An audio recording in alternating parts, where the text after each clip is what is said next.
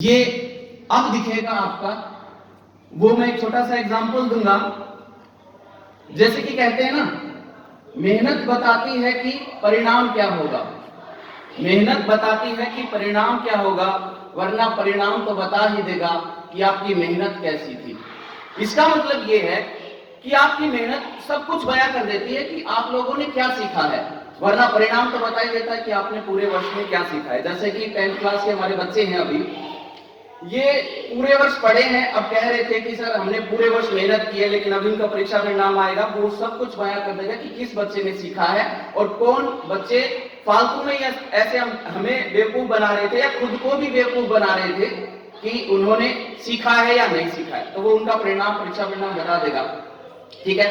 अच्छा, नकल रहित परीक्षा आपने करनी है। बिल्कुल, ये आपके अंदर कितनी पोटेंशियल है, आप क्या चीजें सीखते हो, आपने क्या किया है, सिर्फ और सिर्फ आपकी मेहनत को दिखाता है।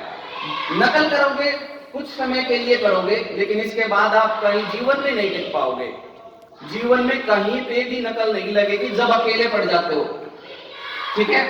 तो जैसे कि सर ने अभी थोड़ी देर पहले आपको एग्जांपल दिया था, टाइगर होता है या कैट फैमिली से जितने भी एनिमल्स होते हैं, जब भी वो शिकार पर निकलते हैं, उनका फोकस रहता है अपने टारगेट पर। जैसे आप बिल्ली का लगा लीजिए, बिल्ली चूहे के बिल पे बैठी रहेगी, लेकिन हमेशा इस तरीके से बैठी रहेगी, जैसे ही चूहा निकलेगा छपाक से उसको पकड़ के निकल जाएगी। इसका मतलब ये है, अपने टारगेट पर फोकस रखो।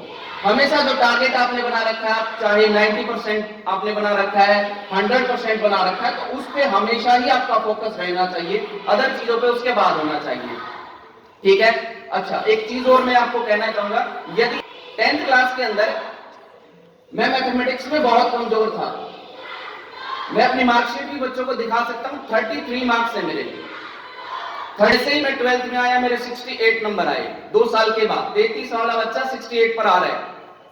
फिर जैसे ही हमने ग्रेजुएशन की, हमारे 80% मार्क्स आए। एट टाइम जब हमने एमएससी किया, एमए में भी मेरा एक सब्जेक्ट होता था मैथमेटिक्स या स्टैटिक्स, उसमें 96 नंबर, और आज हम मैथमेटिक्स के एजुकेटर बने हुए हैं। इसका मतलब ये है कि जो आपकी कमजोरियां हैं उनको ताकत बनाओ, जो आपके विषय कमजोर हैं उन कमजोर विषयों को आप ज्यादा समय दें, ज्यादा पढ़ें। एक और मैं अपना एग्जांपल देना चाहूंगा इसी तरीके से। जैसे हम सब बच्चे क्रिकेट खेलते हैं, तो उसमें मैं जैसे ही हम रन लेते थे तो मैं बहुत जल्दी आउट हो जाता था, मेरे से दौड़ा नहीं जाता था। तो वो भी फिर मैंने उस पर भी अपना फोकस किया, और आज मैं अपना बताता हूं, जब रन लेते हैं ना, मैं 2 रन लेने को हो जाता हूं, पहले वाला जो मेरा साथी क्रिकेटर होता है वो 1 रन पे। इट मींस मैं उनको रन आउट करा रहा हूं साथ में। तो ये क्या है, मैंने उस रनिंग पे भी अपनी फोकस किया। तो आप अपनी कमजोरी को दूर करके अपने आपने जो भी कमजोरियां है उसको दूर करो और उस पर फोकस रखो। साथ में सभी विषयों को लेना बहुत जरूरी है, और जो कमजोरी है उसको आप जरूर से हटाएं, दिन ब दिन में सुधार करें।